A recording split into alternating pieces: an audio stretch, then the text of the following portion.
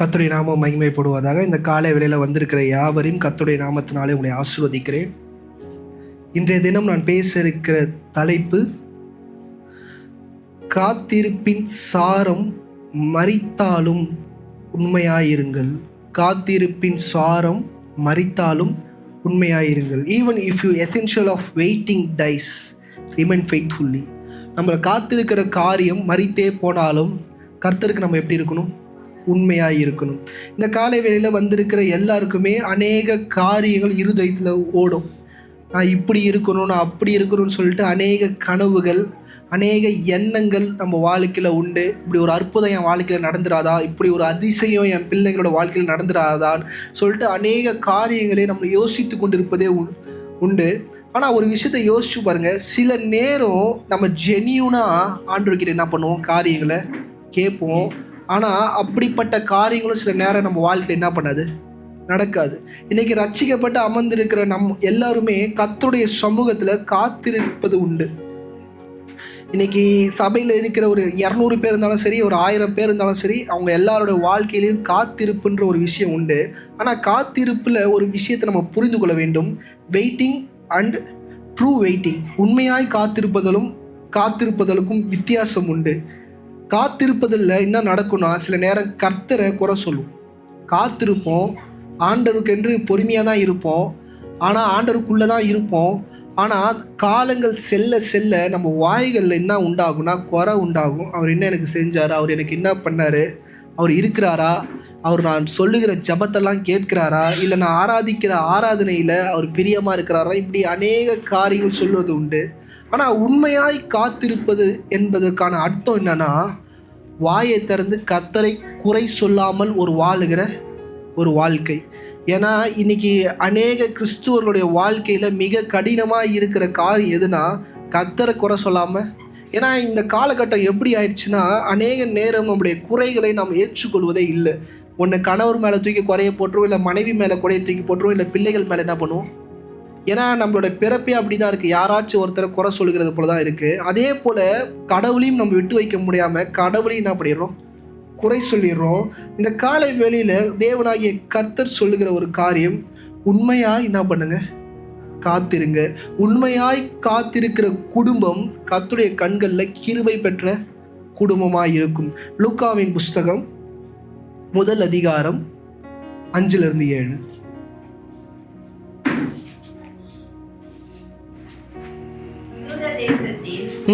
ராஜாவாகிய ஏரோதின் நாட்களில் அபியா என்னும் ஆசாரிய வகுப்பில் சகரியா என்னும் பேர் கொண்ட ஒரு ஆசாரியன் ஒருவன் இருந்தான்.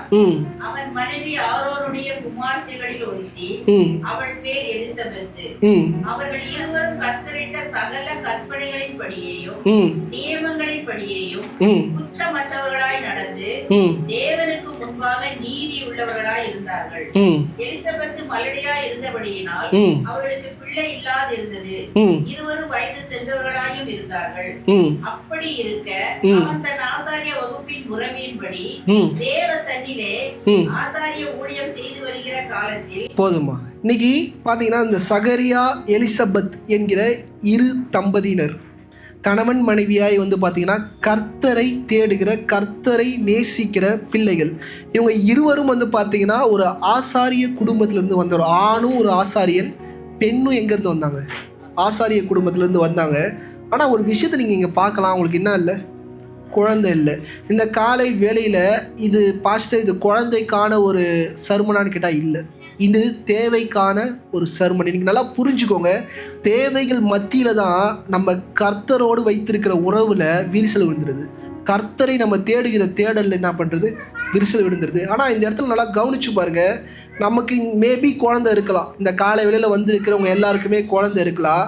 இன்றைக்கி இது குழந்தைக்கானது மாத்திரம் இல்லை, இன்றைக்கி சில நேரம் நமக்கு ஒரு நல்ல வேலை கிடைக்காம இருக்கலாம், இல்லை நல்ல பிஸ்னஸ் இல்லாமல் இருக்கலாம், நல்ல ஒரு இன்கம் இல்லாமல் இருக்கலாம், இல்லை நம்ம நினச்ச மாதிரி ஒரு வாழ்க்கையை வாழ முடியாத ஒரு சூழ்நிலைக்குள்ளே போய் கொண்டிருக்கலாம், ஒரு நல்ல வீடு இல்லாமல் இருக்கலாம், ஏன் கார் பைக் இப்படி போன்ற காரியங்கள் இல்லாமல் இருக்கலாம், ஏன் நல்ல ஹெல்த், சரீரத்தில் நல்ல பேலன் இல்லாமல் இருக்கலாம், ஏன் எனக்கெல்லாம் பார்த்திங்கன்னா ஒரு சபை கட்டணும், இப்படி அநேக காரியங்கள் உண்டு. இது எதுவுமே நம்மக்கிட்ட என்ன பண்ணல இல்லை.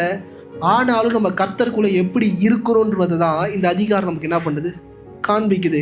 இன்னைக்கு டேக் டைம், கொஞ்ச நேரம் உங்கள் டைம் எடுத்து பாருங்கள், உங்கள் வாழ்க்கையை யோசிச்சு பாருங்கள். தேவன் எங்கெங்கெல்லாம் தாமதிச்சாரோ, தேவன் எங்கெங்கெல்லாம் காரியங்களை உங்களுக்கு கொடுக்காத போது தேவன் மேல் வைத்த அந்த ஈடுபாடு உங்களுக்கு எந்த அளவில் இருக்குன்னு கொஞ்சத்தை யோசிச்சு பாருங்கள். இன்றைக்கி எல்லாமே ஸ்மூத்தாக போகும்போது தேடல் கொஞ்சம் ஒரு மாதிரி இருக்கும், எல்லாம் ட்ரையாக போகும்போது தேடல் நல்லா இருக்கும். ஆனால் அந்த தேடுகிற தேடலில் உண்மை இருக்கா? இன்றைக்கி பிரச்சனை போராட்டம் அதிகமாகும் போது ஜபம் அதிகமாகும், ஆனால் அந்த ஜபத்தில் உண்மைத்தன்மை இருக்கா? அதுதான் ரொம்ப முக்கியம். இன்றைக்கி கர்த்தரை நேசிக்கிறதை தான் இந்த அதிகாரம் என்ன பண்ணுது, நமக்கு முழுமையாக காண்பிக்குது. ஏன்னா இந்த சகரியா எலிசபெத் பார்த்திங்கன்னா எந்த இடத்துல தோற்று போகிறாங்கன்னா, குழந்தை இல்லை என்கிற ஒரு இடத்துல என்ன பண்ணுறாங்க, தோற்று போகிறாங்க. இங்கே இருக்கிற எல்லாருக்குமே தெரியும் குழந்தை இல்லாதது எவ்வளோ பெரிய வலியை கொடுக்கும்னு சொல்லிட்டு. ஏன்னா குழந்தை இல்லைன்னா நம்மளோட சொசைட்டிலே பார்த்திங்கன்னா குழந்தை இல்லையா, திருமணமாக இத்தனை மாதம் ஆயிடுச்சு குழந்தை இல்லையா, இத்தனை வருஷம் ஆயிடுச்சு குழந்தை இல்லையா. நீங்கள் நல்லா யோசிச்சு பாருங்கள், இவங்க இருவருக்கும் நாட்கள் மாதமாய் மாறுச்சு, மாதம் வருஷமாக மாறுச்சு, வருஷங்கள் பல வருஷங்கள் ஆயிடுச்சுன்னா இல்லை, குழந்தை இல்லை. இன்னைக்கு நீங்கள் நினைக்கலாம் இவங்க 2 பேருமே ஊழியக்காரருடைய பிள்ளைகள், ஊழியம் செய்கிறவர்கள், இவங்க வாழ்க்கையில் குழந்தை இல்லைன்னா இவங்கள மற்றவங்க எப்படி பார்ப்பாங்க? யோசிச்சு பாருங்க. என்ன இவங்களுக்கே குழந்தை இல்லை, இவங்க என்ன பண்ணுறாங்க, ஜெபம் பண்ணுறாங்க. ஏன்னா இன்னைக்கு அநேக பெரிய பெரிய ஊழியக்காரர்கள் குழந்தை இல்லாதவர்கள் பார்த்திங்கன்னா அநேக காரியங்கள் சொல்வது உண்டு. என்ன சொல்லுவாங்கன்னா, கர்த்தர் என்ன பண்ணிட்டார், இந்த சபையில் இருக்கிற பிள்ளைங்களை தான் எனக்கு என்ன பண்ணிட்டார், பிள்ளைகளா கொடுத்துட்டாங்கன்னுவாங்க. அப்புறம் கொஞ்ச நாள் கழிச்சு பார்த்தீங்கன்னா ஒரு பிள்ளையை தத்தெடுத்து என்ன பண்ணுவாங்க, வளர்ப்பாங்க. இது எல்லாமே நீங்கள் பார்த்தீங்கன்னா இது மாமிசமாக அவங்களே ஏதோ என்ன பண்ணிக்கிறாங்க, சொல்லிக்கிறாங்க. கர்த்தர் கொடுத்தாலும் சரி கொடுக்கலனாலும் சரி அவர் தான் என்னுடைய கர்த்தர் யார் சொல்லுகிறார்களோ அவங்க தான் ஒரு சரியான ஓட்டத்தில் என்ன பண்ணுறாங்க, ஓடிக்கொண்டு இருக்கிறாங்க. சில பேர் என்ன பண்ணுறேன்னு தெரியாமல் மாமிசத்தில் என்ன நிறைய காரியங்களை மாற்றி மாற்றி என்ன பண்ணுவாங்க, பண்ணிக்கொண்டே இருப்பாங்க. அந்த இருதயம்னா நிலையற்ற இருதயம். ஆண்டவருக்குள்ளே நிலை அற்ற இருதயத்தில் நம்ம இருக்கக்கூடாது. ஏன் இருக்கக்கூடாதுன்னா, ஏன்னா அப்படி இருக்கிறோன்னா நம்ம ஆண்டவருக்குள்ளே என்ன பண்ணல இல்லை. இன்னைக்கு மல்கியா புஸ்தகம் 2வது அதிகாரம் 15வது வசனம். ஆவி அவரிடத்தில் பரிபூர்ணமாய் இருந்தது, பின்ன ஏன் ஒருவனை படைத்தார்? தேவ பக்தியுள்ள சன்னதியை பெரும்படிதானே. நல்லா கவனிங்க, கணவன் மனைவி இந்த இருவர் வந்தாலே அங்கே என்ன இருக்கணும், பக்தி உள்ள ஒரு சந்ததி என்ன ஆகணும், உருவாகணும். ஆண்டவரோட பிரதான திட்டத்தில் எது இருக்குன்னா ஒரு சந்ததி உருவாகணும். ஆனால் இந்த தம்பதிகளுக்கு எது இல்லை, சந்ததியே இல்லை. ஆனால் நீங்கள் யோசிச்சு பாருங்கள், இவங்க எப்படிப்பட்ட ஒரு வாழ்க்கையை வாழ்ந்து கொண்டு இருக்கிறார்கள். இன்றைக்கி நீங்கள் பாருங்கள், ஒரு ஊழியம் செய்கிற ஒரு ஊழியக்கார ஒரு குடும்பமாக இருந்து அவங்களுக்கு என்ன இல்லை, குழந்தை இல்லை. நீங்கள் பைபிள் படி நிறைய பேர் நினைப்பாங்க ஆண்டவர் இந்த பூமியில் கணவன் மனைவியை படைத்ததே எதுக்கு, சந்ததிகளை உருவாக்குவதற்காக. ஆனால் அது கிடையாது. அது ஃபஸ்ட்டு ப்ரையாரிட்டி கிடையாது. எல்லோரும் ஃபஸ்ட்டு ப்ரையாரிட்டி என்ன நினைக்கிறாங்க, மல்டிப்ளை, என்னது சந்ததி உருவாகணும். ஆண்டவர் ஆதாமையும் ஏவாளையும் உண்டாக்கி இதை ஆதாம் ஏவாள்கிட்ட என்ன பண்ணல, சொல்லலை. சபை நன்றாய் புரிந்து கொள்ள வேண்டும். ஏன்னா மல்கியா 2:15 வாசிங்கம்மா. அவர் ஒருவனை அல்லவா படைத்தார், ஆவி அவரிடத்தில் பரிபூர்ணமாய் இருந்தது, பின்ன ஏன் ஒருவனை படைத்தார்? தேவ பக்தியுள்ள சன்னதியை பெரும்படிதானே. 2 பேரை ஏன் படிச்சாங்கன்னா சன்னதி உருவாகிறதுக்கு படிங்கம்மா. ஆகையால் ஒருவரும் தன் இளவயதில் மனைவிக்கு துரோகம் பண்ணாதபடிக்கு. அடுத்த லைனே சொல்லுது, இள வயதுல தன் மனைவிக்கு என்ன பண்ணக்கூடாதான், துரோகம் பண்ணக்கூடாது. இன்னைக்கு பிள்ளை சந்ததி அதுக்கு போகிறதுக்கு முன்னாடி எதை முதல்ல மேம்படுத்துறாங்கன்னா கணவன் மனைவி என்கிற உறவை என்ன பண்ணுறாரு அந்த இடத்துல குறிக்கிறாரு. இது இன்னும் உங்களுக்கு நிறையா புரியணும்னா ஆதியாகமம் 1 அதிகாரம் 28வது வசனம்.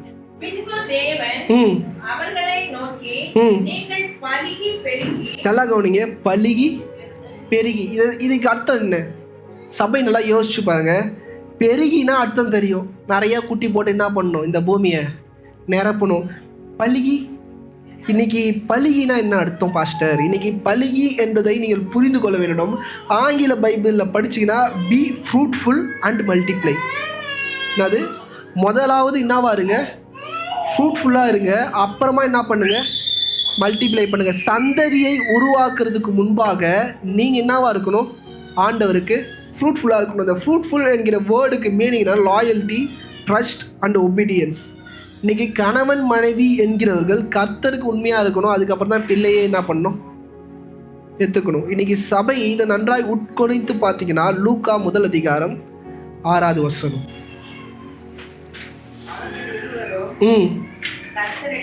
கர்த்தரிட்ட சகல கற்பனைகளின்படியேயும் நியமங்களின்படியேயும் குற்றமற்றவர்களாய் நடந்து. நல்லா கவனிங்க, ஆண்டவருடைய வார்த்தை இப்படி வாழ்றது தான் முக்கியம்னு நன்றாய் தெரிந்த கணவன் மனைவி.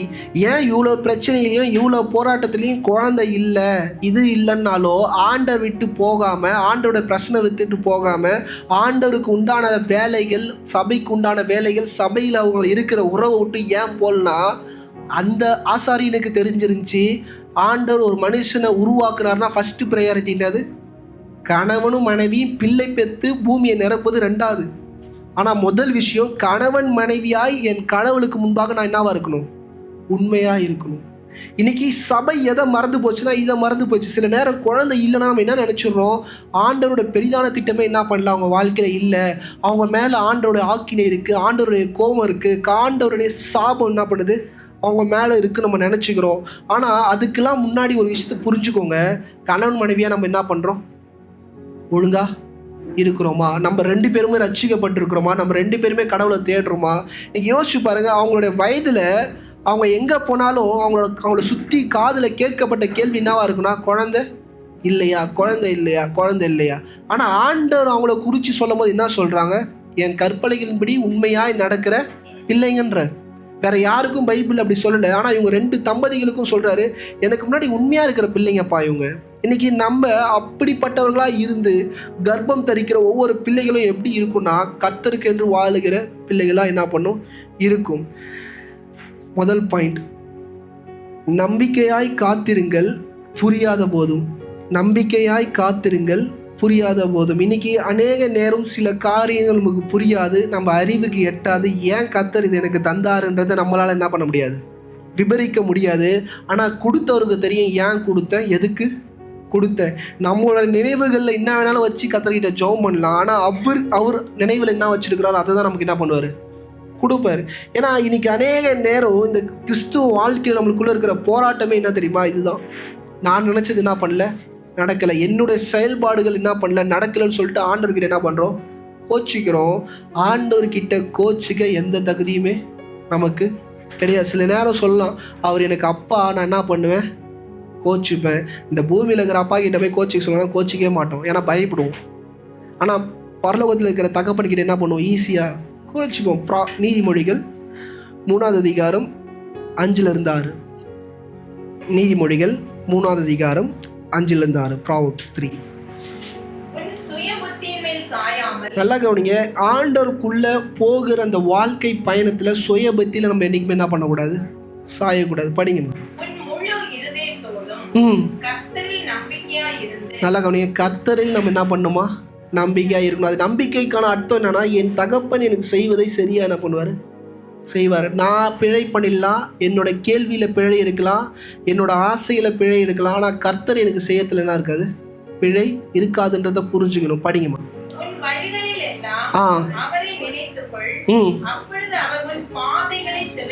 அப்போது அவர் உன் பாதைகளை என்ன பண்ணுவாரா, அவர் நான் நினைக்கிற மாதிரி செய்வேன்னு சொல்ல வரல, உன் பாதையை என்ன பண்ணுவாரா, செவைப்படுத்துவார். சில நேரம் அவர் பாதையை செவைப்படுத்தும் போது கஷ்டமாக தான் இருக்கும், வழி நிறைந்து தான் இருக்கும், அது நமக்கு என்ன பண்ணாது, புரியாது. இவங்க 2 பேரும் வாழ்க்கையை யோசிச்சு பாருங்க. கணவன் மனைவியை முதிர் வயதியை தொட்டுட்டாங்க, ஆனாலும் கர்த்தர் மேலே என்ன பண்ணுறாங்க, விசுவாசமாக இருக்கிறாங்க, கர்த்தரை நம்பி இருக்கிறாங்க. நீங்கள் இந்த பைபிள் படிக்கும் போது சில பேர் என்ன நினச்சிப்பாங்க, அவங்க அவ்வளோ நாள் முதிர் வயது வரைக்கும் விசுவாசமாக இருந்ததுனால ஆண்டவர் பிள்ளை என்ன பண்ணிட்டாரு, கொடுத்துட்டாரு. இல்லவே இல்லை. நீங்கள் பைபிள் அழகாக படிங்க. தூதன் வந்து சொல்லுவான், உங்களுக்கு என்ன பண்ண போது, பிள்ளை பிறக்க போதுன்னும் போது இவன் என்ன சொல்லுவான், எனக்கு வயசாகிடுச்சு, பிள்ளை என்ன பண்ணாது. அப்போ பிள்ளை பிறக்காதுன்ற அனுபவத்துக்குள்ளே வந்தும் கர்த்தர் என்ன பண்ணா, உண்மையாய் அந்த மாதிரி இடத்துக்குள்ளே தான் நம்ம வர வேண்டியது மிக மிக முக்கியம். ஏன்னா அவனுக்கு தெரிஞ்சிருச்சு பிள்ளை பிறப்புன்னு என்கிற விஷயமே மறித்து போயிடுச்சு. ஆனால் நான் கர்த்தர் தான் நம்புவேன், கர்த்தர் தான் நேசிப்பேன், கர்த்தரை தான் நான் ஃபாலோ பண்ணுவேன்றது குழந்தைக்காக ஃபாலோ பண்ணல, அவர் தான் மெய்யான தெய்வம்னு. இதுதான் சபை என்ன பண்ணும், இந்த காலை வேளையில் புரிஞ்சுக்கணும். இவங்க 2 பேரோட வாழ்க்கையில் அது சாபம் நிறைந்தது போல மனிதர்கள் அவர்களை நோக்கி பேசினாலும், ஏன்னா குழந்தை இல்லைன்றது ஒரு சாபம். நீங்கள் பைபிள் எடுத்து படிச்சிங்கன்னா உங்களுக்கு தெரியும், குழந்தை இல்லைனால என்னது, சாபம். ஆனால் அப்படிப்பட்ட ஒரு சாப நிலையில் அவர்கள் வாழ்ந்து கொண்டிருந்தாலும் கர்த்தருக்கென்று ஒழுங்காய் ஊழியத்தை என்ன பண்ணாங்க, செய்து கொண்டிருந்தாங்க. அந்த 6வது வசனம் வாசிங்க, லூக்கா 1:6. அவர்கள் இருவரும் கர்த்தரிட்ட சகல கற்பனைகளின்படியேயும் நியமங்களின்படியேயும் குற்றமற்றவர்களாய் நடந்து தேவனுக்கு முன்பாக நீதி உள்ளவர்களாய் இருந்தார். நல்லா கவனிங்க, தேவனுக்கு முன்பாக நீதி உள்ளவர்களா என்ன பண்ணாங்களா? இன்னைக்கு மனுஷங்க அவங்கள பார்க்கும்போது எப்படி வேணாலும் பார்க்கலாம், இவன் சரியா ஜபிக்கல, இவன் உண்மையா ஆண்டவரை தேடல, இவன் மாயமலமா சபைக்குள்ள போய் என்ன பண்றான், பூஜை போட்டுனுக்கிறான், தூபம் காமிச்சுனுக்கிறான். ஆனா அவன் வாழ்க்கையில என்ன இல்லை, ஒன்றும் இல்லைன்னு இன்னைக்கு அநேக பேர் அநேக விதமா என்ன பண்ணலாம், பேசலாம். சில நேரம் உங்களுடைய அழைப்பை பற்றி அநேக தரைக்குறவாக கூட என்ன பண்ணலாம், பேசலாம். ஏன்னா சூழ்நிலைகள் எப்படி இருக்குன்னா இப்படி தான் இருக்கும். இப்படி இருக்கும் போது நம்மளால் வாய் தந்து கர்த்தர் என்னோட இருக்கிறாரு கூட நம்மளால் வாய் தந்து என்ன பண்ண முடியாது, சொல்ல முடியாது. யோசிச்சு பாருங்க, இவன் மட்டும் ஆசாரியில் எத்தனை ஆசாரிகள் இருந்திருப்பாங்க. எல்லாருக்கும் பிள்ளைகள் இருக்கும், எல்லாம் அப்பா அப்பான்னு கூப்பிடும்போது இவரோட மனநிலை எப்படி இருக்கும் யோசிச்சு பாருங்க. அவர் அதை பற்றி எதுவுமே யோசிக்கல. இந்த பூமியில் கர்த்தர் என்னையும் என் மனைவியும் உண்டாக்குனார்னா அதோட முதல் நோக்கம் என்னது, நாங்கள் 2 பேரும் கர்த்தரை தேடணும். 2வது நோக்கம் தான் பிள்ளைன்றது என்னது, 2வது நோக்கம்ன்ற தெரிஞ்ச ஒரு ஊழியக்காரன். இன்றைக்கி நார்மலாக எல்லாருமே பைபிள் படிக்கும்போது எல்லாம் நினச்சிருவாங்க பிள்ளை சந்ததி உருவாறு தான் ஆண்டோட பிரதான திட்டம். இல்லை, முதல் திட்டமே கணவன் மனைவியும் கர்த்தருக்கு முன்பாக என்ன உள்ளவர்களாக இருக்கணும், நீதி உள்ளவர்களாக இருக்கணும். இந்த இடத்தை யார் ஜெயிக்கிறாங்களோ அவர்கள் தான் யார், ஆசீர்வதிக்கப்பட்டவங்களாம் என்ன பண்ணுவாங்க, இருப்பாங்க. நீதிமொழிகள் 4வது அதிகாரம் 18வது வசனம். நீதிமான்களுடைய பாதை நடுப்பகல் வரைக்கும் அதிகமாய் பிரகாசிக்கிற சூரிய பிரகாசம் போல் இருக்கும். நல்லா கவனிங்க, நடுப்பகல்லாம் கிட்டத்தட்ட சாயங்கால வேளையில கூட 12 மணி வெயில போல என்ன பண்ணுமா யாரோட வாழ்க்கை, நீதிமான்களோட. அந்த கணவன் மனைவி நம்ம நீதிமான்களாய் கர்த்தருக்கு முன்பாக இருந்தோம்னா நம்ம வாழ்க்கை எப்படி இருக்குமா, பிரகாசிக்குமா. இன்னைக்கு அநேக நேரம் இந்த இடத்த தான் நம்ம தவறுறோம். இந்த இடம் தான் கர்த்தருக்குள்ளே நம்ம என்ன பண்ணுறோம், தவறுறோம். சபைக்குள்ளே இருப்போம், சபைக்குண்டான காரியங்கள் இருப்போம், எல்லாத்துலேயும் இருப்போம். ஆனால் அந்த பஞ்சுவாலிட்டி இருக்கா, இது ரொம்ப ரொம்ப முக்கியம். நல்லா யோசிச்சு பாருங்க. அவர் எதுக்குமே நோ சொல்லலை. சீட்டு விடுற இடத்துல போய் நிற்கிறாரு, அவர் பேர் சீட்டு விடுது, அவர் என்ன பண்ணுறாரு, உள்ள போகிறார். எந்த இடத்துலையும் அவர் ஆப்சன்ஸாக இல்லை. சபையில் எந்த இடத்துலையும் அவர் என்னவா இல்லை, ஆப்சண்ட் ஆகலை. அவர் ஆப்சண்ட் ஆனாலும் அங்கே ஒரு பெருசாக இருக்காது. அவர் அந்த இடத்துக்கு வரலனாலும் அந்த இடத்துல கண்டே பிடிக்க முடியாது, அவர் என்ன பண்ணல, வரலன்னு சொல்லிட்டு. ஏன்னா சகரியான்னு பேர் கூட்டா அவர் மட்டும்தான் சகரியாவாக இருப்பானு கேட்டால் ஊர்பட்ட சகரியா என்ன பண்ணுவாங்க, இருப்பாங்க. ஆனால் அவர் அங்கே போய் நிற்கிறார். இன்னைக்கு சபைக்குள்ளே நீங்கள் எப்படி நிற்கிறீங்கன்றத ஆராய்ந்து பாருங்கள். ஏன்னா சகரியா எலிசபெத்தை போல நீங்கள் ஒரு கணவன் மனைவியாக சபைக்குள்ளே இருக்க வேண்டியது கர்த்தர் விரும்புகிறார். ஊழியக்காரன் நான் விரும்பலை. நான் ஃப்ராங்காக சொல்கிறேன், பாஸ்டா நான் அதை விரும்பலை. உங்களை அழைச்ச கர்த்தர் என்ன பண்ணுறாரு, விரும்புகிறார். இப்படிப்பட்ட கணவன் மனைவியாக தான் நீங்கள் சபைக்குள்ள என்ன பண்ணணும், இருக்குன்னு சொல்லிட்டு. 2வது காரியம், முன்னேறி செல்லுங்கள் நம்பிக்கையாய் காத்திருக்கும் போது. Move forward while waiting with hope. இன்னைக்கு நல்லா கவனிங்க, இன்னைக்கு நம்ம நம்பிக்கையே காத்திருப்போம், ஆனால் காரியங்கள் என்ன பண்ண மாட்டோம், செய்ய மாட்டோம். இன்னைக்கு சில நேரம் நம்மளுடைய காரியங்கள் தடைப்பட்டு இருக்கிறதுக்கான காரணம் பிசாசு இல்லை, சபை. நல்லா புரிந்து கொள்ளுங்க. 1 சாமுவேல் 1 அதிகாரம் 6வது வசனம். நல்லா கவனிங்க, கர்த்தர் அவளுடைய கர்ப்பத்தை அடைத்தபடியினால். சபை நல்லா புரிஞ்சுக்கோங்க. பாஸ்டர், நான் ஒரு விஷயத்துக்காக ஜெபம் பண்ணுறேன், சில காரியத்துக்காக நான் ஏங்குறேன், யார் அடைச்சிருக்கிறா? இது மாதிரி பேசும்போது சில பேர் டென்ஷன் ஆகிறாங்க. கர்த்தரையே குற்றப்படுத்துறீங்களா பாஸ்டர்? கர்த்தர் குற்றப்படுத்தலை, கர்த்தர் இப்படிப்பட்டவர் தான். என்னது, கர்த்தர் இப்படிப்பட்டவர் தான். இவர் வெறும் அண்ணாளுக்கு மட்டும்தான் இதை பண்ணிட்டாரான்னு கேட்டால, சாராளுக்கும் பண்ணார், எல்லாருக்குமே என்ன பண்ணார். பைபிளில் நீங்கள் படிச்சிங்கன்னா எல்லா இடத்துலையும் நல்லா படிங்க. கர்த்தர் கர்ப்பத்தை என்ன பண்ணாரா, அடைச்சார். ஏன் அடைக்கிறார்? ஆண்டவர் அநேக நேரம் நம்மளோட அட்டென்ஷனை சீக் பண்ண பார்க்குறாரு. அவங்களுடைய கவனத்தை பரிபூர்ணமாய் அவரை நோக்கி பார்க்கணுன்னு என்ன பண்ணுறாரு, எதிர்பார்க்கும் போது தான் காரியங்களை அடைக்கிறாரு. இன்றைக்கி காரியங்களை அடைக்கும் போது இந்த காலத்தில் இருக்கிற கிறிஸ்துவர்களுக்கு கோபம் வருது. நான் போய் ஜெபம் பண்ண என்னாச்சு, ஒன்றும் நடக்கலை. சபைக்கு நான் என்ன பண்ண மாட்டேன், ஒழுங்காக வர மாட்டேன். இன்றைக்கி பாருங்கள், சபை மேலே கோச்சிப்போம், ஆண்டோட பிரச்சனத்து மேலே கோச்சிப்போம். ஏன்னா எனக்கு காரியங்களை நடக்கலைன்னு. இன்னைக்கு உண்மையாக யார் மேலே கோச்சுன்னுக்கிறான்னா கர்த்தர் தான் நம்ம மேலே என்ன பண்ணுறாரு, கோச்சுன்னுக்கிறார். இதனால சபை புரிஞ்சுக்கணும். ஆனால் நீங்கள் அண்ணாளோட வாழ்க்கையை எடுத்து பாருங்கள், சபைக்கு போகிறத என்ன பண்ணல, விடலை. சபை நல்லா கவனிச்சு பாருங்கள். இன்னைக்கு நான்லாம் உங்களை வாங்கன்னு ரெட் கார்பெட் போட்டு என்ன பண்ணுறேன், கூப்பிட்றேன். ஏலி சொல்கிறான், பேலியாளின் ஊழியக்காரன் சபைக்கு முன்னாடி வந்தால் சபைக்குள்ளே வர மாட்டாங்க, வெளிப்பிரகாரம் ஒரு இடம் இருக்கும், அதுக்குள்ளே பெண்கள் மட்டும் வரலாம். அந்த இடத்துக்கு வந்தாலே இவன் என்ன சொல்கிறான், திட்டுறான். நீ ஏன் வந்த, நீ உன் வீட்டுக்கு என்ன பண்ணு போ. இப்படிப்பட்ட காரியங்களை பேசுகிற ஊழியக்காரன் இருக்கும் போதே அந்த பெண்மணி கர்த்தரை நம்பி கர்த்தருடைய சமூகத்துக்கு வந்து அவளே உடைக்கப்பட்டு வந்திருக்கிறா. ஆனால் ஊழியக்காரன் என்ன பண்ணுறான், இன்னும் கொஞ்சம் உடைக்கிறான். ஆனாலும் இந்த இடத்துல தான் எனக்கு விடுதலைன்னு சொல்லிட்டு அவன் என்ன பண்ணுறான், ஜெபம் பண்ணுறான். இன்னைக்கு சபை நல்லா புரிஞ்சுக்கோங்க. ஆண்டவருடைய உறவை எதற்காகவும் எதனாலையும் என்ன பண்ணுறாதீங்க, இழந்து விடாதீங்க. சங்கீதம் 30:5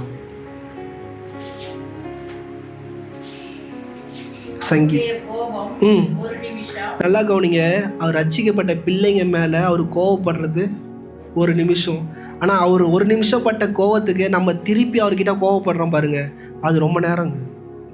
அவர் ஒரு விஷயத்தை கொடுக்கலன்னா நான் இதோட என்ன பண்ண மாட்டேன், சபைக்கு வர மாட்டேன், இதோட நான் ஜெபம் பண்ண மாட்டேன், இதோட நான் ஆராதிக்க மாட்டேன், இதோட சபைக்கு எனக்கு என்ன கிடையாது, சம்மந்தம் கிடையாது, அவர் உண்மையான தெய்வம் கிடையாதுன்னு எவ்வளோ வார்த்தைகளை கொட்டக்கூடாதோ அவ்வளோ வார்த்தைகளை நம்ம என்ன பண்ணிடுவோம், டக்கு டக்கு டக்கு டக்கு டக்குன்னு கொட்டிடுவோம். நான் ஏன் இந்த தம்பதியை சொல்கிறேன், சக்கரியா என்கிற நபரை நான் ஏன் சொல்கிறேன்னா, எனக்கு குழந்தையே இல்லைனாலும் அவர் தான் எனக்கு என்னது கடவுள். இந்த ஜபத்துக்கான பதில் எனக்கு இல்லையா, அவர் தான் எனக்கு கடவுள். இது எனக்கு நடக்கவே நடக்காத, என் லைஃப் ஃபுல்லாக நான் இப்படி தான் கஷ்டப்படணுமா, அவர் தான் எனக்கு கடவுள். எதுக்கு பைபிளில் இவங்க கணவன் மனைவி இவங்க இருவரை பற்றி அந்த இடத்துல எழுதி இருக்குன்னா, மெயினாக இட்ஸ் நாட் அபவுட் யோவான் ஸ்நானகனோட பிறப்பை பற்றி எழுதும் போது அப்பா அம்மாவோட பிறப்பை எழுதணும் அவசியமே இல்லை. யோவான் ஸ்நானகன் ஒருத்தர் பிறந்தான்னு சொல்லிட்டு முடிச்சிருக்கலாம். எதுக்கு அவங்க அப்பா அம்மாவை பற்றி 12 சீசரில் இருக்கிறவங்க அவங்க எழுதுறாங்கன்னா, இவங்களோட வாழ்க்கை சம்திங் யூனிக், இதை சபை கற்றுக்கணும்னு சொல்லிட்டு தான் இவங்க 2 பேர் என்ன பண்ணுறாங்க, எழுதுறாங்க. நீங்கள் நல்லா யோசிச்சு பாருங்கள், யோசிப்பை பற்றி அவ்வளோ பெருசாக இருக்காது பைபிள். இயேசு கிறிஸ்துவ பெத்தெடுத்த தகப்பன் ஸ்தானத்தில் இருக்கிற அந்த ஒரு நபர்களோட லைஃப்பை பற்றி ஒன்றுமே இருக்காது. ஆனால் யோவான் ஸ்நானகனோட தகப்பனை பற்றி என்ன பண்ணுது, தெளிவாக இருக்குது. அப்போனா எதை நம்மளுடைய முன்னாடி இருந்த டிசைபிள்ஸ் சொல்ல விரும்புகிறாங்கன்னா, கணவன் மனைவியோட வாழ்க்கை என்ன பண்ணணும், இப்படி இருக்கணுன்றதை என்ன பண்ணுறாங்க, கூறுறாங்க. லூக்கா 1:8. அப்படி இருக்க அவன் தன் ஆசாரிய வகுப்பின் முறைமைப்படி தேவ சந்ததியிலே ஆசாரிய ஊழியம் செய்து வருகிற காலத்தில், நல்லா கவனிங்க, ஆசாரிய ஊழியம் செய்கிற காலத்தில் அவன் சோர்ந்தே போல, அவ்வளோ பிரச்சனைகள் மத்தியிலையும் ஆண்டவருக்கென்றும் சபைக்கென்றும் அவன் செய்கிற ஊழியத்தை என்ன பண்ணல. பிரச்சனை உண்டு தான், வருத்தம் உண்டு தான், வேதனை உண்டு தான், வீட்டுக்கு போனால் கண்ணீர் தான். ஆனால் ரிட்டர்ன் வந்தால் சபைக்குள்ளே எப்படி இருக்கிறான், மன நிறைவோட காரியங்களை என்ன பண்ணுறான், செய்கிறான். ஏன்னா வீட்டுக்கு போனால் மனைவி அழுதுகிட்டு தான் இருப்பாள். ஏன்னா 10 பேர் 10 விதமாக பேசியிருப்பாங்க, அதை காதில் என்ன பண்ணியிருப்பான், வாங்கியிருப்பான். இவன் காலில் எல்லாம் ட்ரெஸ்ஸு போட்டு ஆசாரி ட்ரெஸ்ஸை போட்டு சபைக்குள்ளே போய்டுவான். அங்கே வெறும் பாஸ்டர்ஸ் தான் இருப்பாங்க. கொஞ்சம் ரசிக்கப்பட்டவனால அவங்க யாருமே என்ன பண்ணுவாங்க, டீஸ் பண்ண மாட்டாங்க.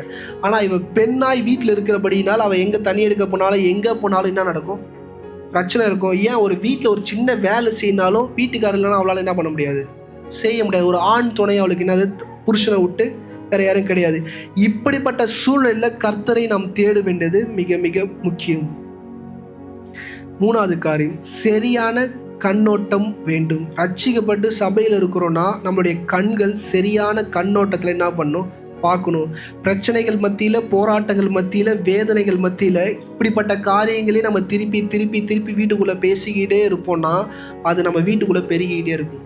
பிரச்சனை, போராட்டங்கள், அழுத்தம், கஷ்டங்கள் இதெல்லாம் தூக்கி ஓர வச்சுட்டு நன்மையானவைகளை என்ன பண்ணுங்க, பேச ஆரம்பிங்க. பிரச்சனை அதுக்கான சொல்யூஷனை கண்டுபிடிக்கிறதுக்கு உட்காந்து பேசலாம்.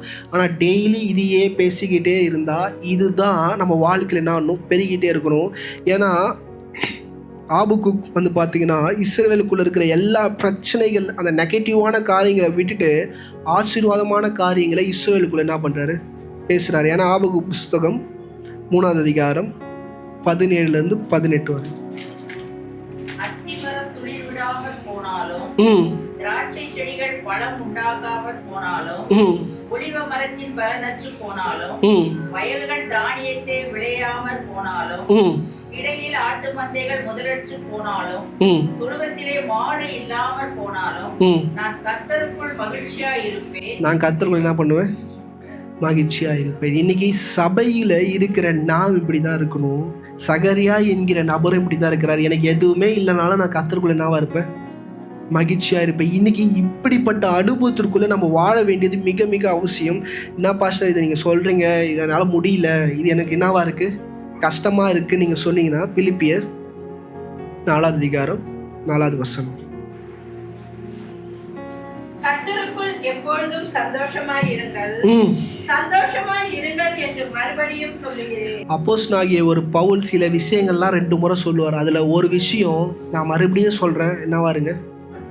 இன்னைக்கு கர்த்தருக்குள்ளே நம்ம சந்தோஷமாக இருக்கிறது தான் நம்மளுக்கு நித்திய ஜீவனை. இது முதல்ல சபை புரிஞ்சுக்கணும்.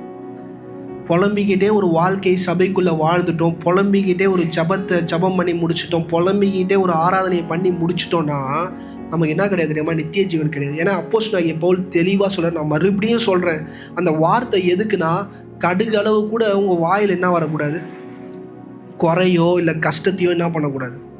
என்ன பாஸ்டர் சொல்கிறீங்க? எஸ், நம்ம எத்தனை வாட்டி நம்ம கஷ்டங்களை நம்ம வெளிப்படுத்திக்கிட்டே இருக்க அது எதை வெளிப்படுத்துதுன்னா நித்திய ஜீவன் ஒன்று இல்லைன்றது என்ன பண்ணுது. இந்த சபை முதல்ல புரிஞ்சுக்கோங்க. ஏன்னா பரலோகம் வரைக்கும் எடுத்துக்கொள்ளப்பட்ட ஒரு மனுஷன் அவர் தன்னை வெளிப்படுத்திக்கல, அவர் போயிட்டு வந்தன்றதை என்ன பண்ணல, அவர் சொல்லலை. ஆனால் சில இடங்களில் அவர் சொல்லும் போது சொல்கிறார், நானும் என்ன பண்ணியிருக்கிறேன், சில காரியங்களை பார்த்துருக்கிறேன், யோவான் ஸ்தானங்கிற மாதிரி என்ன பண்ணுறாரு அவர் சொல்கிறாரு. அந்த மனுஷன் சொல்கிறாரு, என்ன பண்ணுங்க, கர்த்தருக்குள் எப்பொழுதும் என்ன பண்ணுங்க, சந்தோஷமாக இருங்கள். ஏன்னா கர்த்தருக்குள்ளே நம்ம சந்தோஷமாக இருக்க வேண்டியது அவசியம். நம்ம சந்தோஷமாக இருந்தால் தான் வாக்கு தத்தங்களை நம்மளால் என்ன பண்ண முடியும், பார்க்க முடியும். வாக்கு தத்தங்களை என்ன பண்ண முடியும், சொந்தத்துக்கு கொள்ள முடியும். ஏன்னா யோசுவா காலேப்புன்னு 2 பேர் என்ன பண்ணுறாங்க, கானானுக்குள்ளே பிரவேசிக்கிறாங்க. அவங்கள தவிர்த்து மிச்சம் இருந்த 10 பேரும் நரகத்தை பார்க்குறாங்க. எங்கே நரகத்தை பார்க்குறாங்கன்னா, ஆண்டவர் வாக்கு தத்தம் வச்சு அந்த கானானுக்குள்ளே எதை பார்க்குறாங்க, நரகத்தை பார்க்குறாங்க. ஏன் பாஸ்டர் நரகத்துனா, அவன் கோலியாத் இருக்கிறான், ஜெயிண்ட் இருக்கிறான், உள்ளே இருக்கிறவங்களாம் ராட்சசர்களாக இருக்கிறாங்க, நம்மளால் அங்கே போய் சஸ்டெயின் பண்ண முடியாது, நம்மளால் அங்கே போய் என்ன பண்ண முடியாது, வாழ முடியாதுன்றாங்க. ஆனால் இவனுங்க 2 பேர் தான் சொல்கிறானுங்க, அதை நம்மளால் என்ன பண்ண முடியும், சுதந்திரித்துக்கொள்ள முடியும். இன்றைக்கி இந்த கிறிஸ்துவ வாழ்க்கையில் சபை ஒரு விஷயம் புரிஞ்சுக்கொள்ளணும். யோசுவாவோட கண்ணோட்டத்தில் பார்த்தா தான் வாழ்க்கை என்னவாக இருக்கும், பீஸ்ஃபுல்லாக இருக்கும். மிச்சம் இருக்கிற 10 பேரோட கண்ணோட்டத்தில் உங்கள் வாழ்க்கையை பார்த்தீங்கன்னா கஷ்டமாக தான் இருக்கும். இது வாழ முடியாது, இது கஷ்டம், இதுக்குள்ளே போக முடியாது, இதுக்குள்ளே பிரவேசிக்க முடியாதுன்னு அநேக பிம்பங்கள் நம்மளுக்குள்ளே என்ன பண்ணோம், உண்டாகிட்டே தான் இருக்கும். ஆனால் யோசுவா காலேபை போல் உங்கள் கண்ணோட்டங்கள் ஒழுங்காக இருந்துச்சுன்னா, அவருடைய பிரசனத்திற்குள்ளே நீங்கள் போவீங்கன்னா நீங்கள் அதை என்ன பண்ணுவீங்க, சுதந்திரித்து கொள்ளுவீங்க. 4வது காரியம், காத்திருக்கிறவர்களுக்கு நோக்கம் உள்ளது. சபை ஒரு விஷயம் புரிஞ்சுக்கணும், காத்திருக்கிற எல்லாருக்குமே என்ன உண்டு, நோக்கம் உள்ளது. இன்னைக்கு அந்த நோக்கத்தை நாம் புரிந்து கொள்ள வேண்டியது மிக மிக அவசியம். லூக்காவின் புஸ்தகம் கடைசியாக 1 அதிகாரம் 13-15. தூதன் அவனை நோக்கி, சகரியாவே, பயப்படாதே, உன் வேண்டுதல் கேட்கப்பட்டது. நல்லா கவனிங்க, உன் வேண்டுதல் என்ன பண்ணிடுச்சு. இவன் இப்போ கேட்கல, இவன் எப்போ கேட்டான், அவன் கல்யாணம் ஆகி 2 பேரும் ஹஸ்பண்ட் ஒய்ஃபாக சேர்ந்து இருக்கும் போது என்ன பண்ணியிருப்பான், எனக்கு குழந்தை இல்லைன்னு கேட்டிருப்பான். இப்போ அவன் குழந்தையும் எதிர்பார்க்கல. நீங்கள் இந்த அதிகாரத்தை நீங்கள் ஃபுல்லாக படிச்சிங்கன்னா தெரியும், அவன் குழந்தைய என்ன பண்ணல, எதிர்பார்க்கல. ஆனால் கர்த்தர் வந்து சொல்கிறார், உன் வேண்டுதல் கேட்கப்பட்டாயிடுத்து. படிங்கம்மா. உன் மனைவியாகிய எலிசபெத் உனக்கு ஒரு குமாரனை பெறுவாள், அவனுக்கு யோவான் என்று பெயரிடுவாயாக, உனக்கு சந்தோஷமும் மகிழ்ச்சியும் உண்டாகும். நல்லா கவனிங்க, உனக்கு சந்தோஷமும் மகிழ்ச்சியும் உண்டாகும். நீங்கள் அவன் கஷ்டப்பட்டானா பாஸ்டர்னு கேட்டால் அவன் எல்லாம் கஷ்டப்படல, அவன் சந்தோஷமாக தான் இருக்கிறான். ஆனால் ஆண்டவர் சொல்கிறார், இந்த சந்தோஷத்தை நீ என்ன பண்ணிக்கோ, வாங்கிக்கோ. படிங்க. அவன் பிறப்பின் நிமித்தம் அநேகர் சந்தோஷப்படுவார்கள். இன்னைக்கு நீங்கள் காத்திருந்து நீங்கள் பெற்றுக்கொள்வது உங்களுக்கு மாத்திரம் சந்தோஷமாக இருக்க. நான் சொல்கிறேன், நீங்கள் பெற்றெடுத்த உங்கள் பிள்ளைகளுக்கும் என்னவாக இருக்கும், சந்தோஷமாக இருக்கும். உங்கள் பிள்ளைகளின் பிள்ளைகளுக்கும் சந்தோஷமாக இருக்கும். உங்களை சுற்றி இருக்கிற அநேகருக்கு என்னவாக இருக்கும், சந்தோஷமாக இருக்கும். அதனால தான் உங்களை காத்திருக்க என்ன பண்ணுறாரு. நீங்கள் நல்லா கவனிங்க, காத்திருந்து பெற்றுக்கொள்கிற எல்லாரும் பைபிள்லேருந்து எடுத்து பாருங்கள், அவங்களுக்கு மட்டும் அந்த ஆசீர்வாதம் கிடையாது, அவங்கள சுற்றி இருக்கிற எல்லாருக்குமே ஆசீர்வாதம். இந்த இன்ஸ்டண்ட்டாக கிடைக்கிற ஆசீர்வாதங்கள் அது தற்காலிகமானது, அது நமக்கானது மட்டுமே. நம்மளே அதை நம்மளே என்ன பண்ணுறோம், அனுபவிச்சுருவோம். ஆனால் நம்ம காத்திருந்து இல்லை அதுக்காய் ஜபம் பண்ணி கண்ணீர் சிந்தி உபவாசம் இருந்து நம்மளுக்கு கிடைக்கிற ஒரு விஷயம் எப்படி இருக்குன்னா, நம்ம சந்ததிக்கே என்னவாக இருக்கும், ஆசீர்வாதமாக இருக்கும். கடைசியாக ஏசாயா 61 அதிகாரம் 7-9.